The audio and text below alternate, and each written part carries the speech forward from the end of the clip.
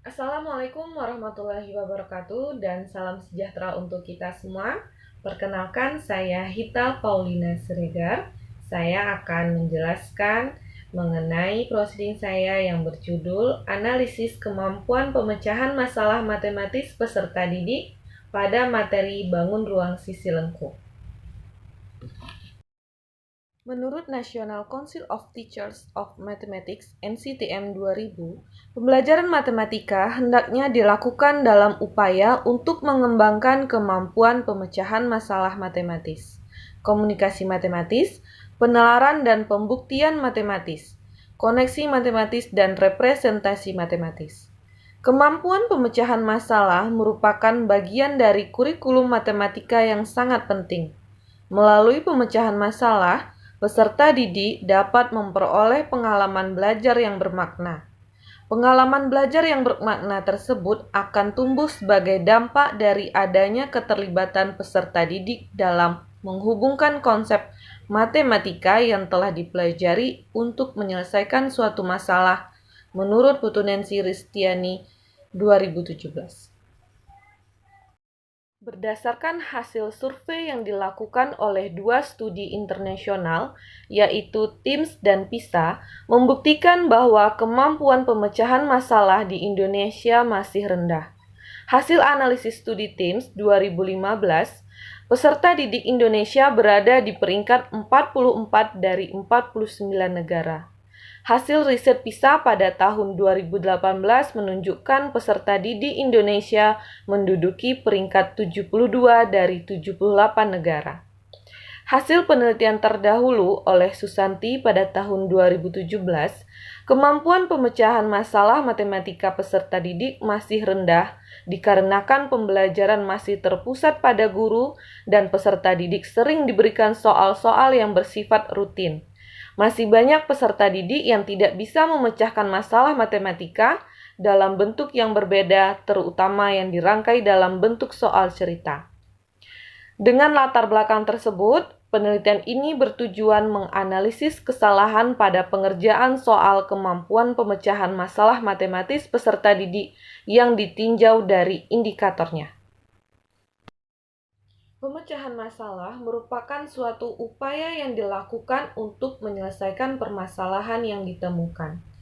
Menurut Ayu Yamaryani tahun 2016, kemampuan pemecahan masalah matematis merupakan kemampuan di mana peserta didik berupaya mencari jalan keluar yang dilakukan dalam mencapai tujuan. Juga memerlukan kesiapan, kreativitas, pengetahuan dan kemampuan serta aplikasinya dalam kehidupan sehari-hari. Untuk mencapai tujuan dari kemampuan pemecahan masalah, peserta didik akan melakukan pembiasaan mengerjakan soal-soal non-rutin, menerapkan konsep-konsep yang sudah dimiliki dan dikembangkan seiring berkembangnya proses kemampuan pemecahan masalah matematis, menetapkan strategi yang tepat untuk memecahkan masalah. Guru juga harus memiliki indikator untuk mengukur seberapa besar tingkat kemampuan pemecahan masalah matematis peserta didik. Polya dalam Hikmah Makfiratun Nisa tahun 2016 menyatakan bahwa pemecahan masalah matematika terdiri atas 4 langkah utama yang harus dilakukan, yaitu pertama, memahami masalah atau understanding the problem. Pada langkah ini, peserta didik mampu menuliskan atau menyebutkan informasi-informasi yang diberikan dari pertanyaan yang diajukan. Yang kedua, yaitu menyusun rencana atau devising a plan. Pada langkah ini, peserta didik memiliki rencana pemecahan masalah dengan membuat model matematika dan memilih suatu strategi untuk menyelesaikan masalah yang diberikan. Yang ketiga yaitu melaksanakan rencana atau carrying out the plan. Pada langkah ini, peserta didik mampu menyelesaikan masalah dengan strategi yang ia gunakan dengan hasil yang benar. Yang terakhir yaitu yang keempat, memeriksa hasil yang diperoleh atau looking back. Di langkah ini, peserta didik mampu memeriksa kebenaran hasil atau jawabannya.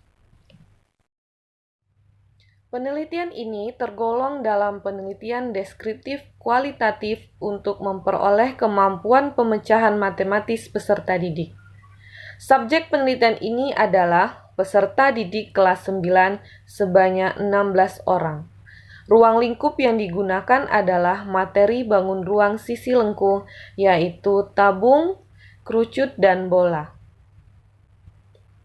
Pengumpulan data dilakukan dengan tes dengan memberikan instrumen dilihat berdasarkan indikator kemampuan pemecahan masalah dengan jumlah soal sebanyak 3 butir soal. Adapun indikator kemampuan pemecahan masalah berdasarkan pedoman penskoran menurut Suci Aryani pada tahun 2017, yaitu memahami masalah, menyusun rencana, melaksanakan rencana, dan memeriksa hasil. Kemudian dilakukan analisis mengenai kesalahan peserta didik dalam menyelesaikan soal kemampuan pemecahan masalah berdasarkan jumlah peserta didik yang menjawab salah.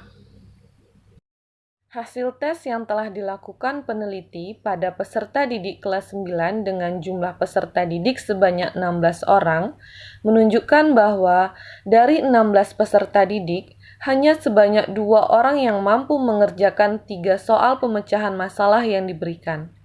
Peserta didik tidak memahami masalah pada soal dialami sebanyak 5 orang. Peserta didik tidak dapat melakukan menyusun rencana sebanyak 10 orang, dan peserta didik tidak mampu melaksanakan rencana serta memeriksa hasil sebanyak 12 orang. Kondisi ini menunjukkan bahwa tahapan untuk menyelesaikan persoalan harus berurutan dan saling berkaitan. Peserta didik yang mampu menyelesaikan soal yang diberikan adalah peserta didik yang mampu memahami masalah, menyusun rencana, melaksanakan rencana, serta langkah memeriksa hasil.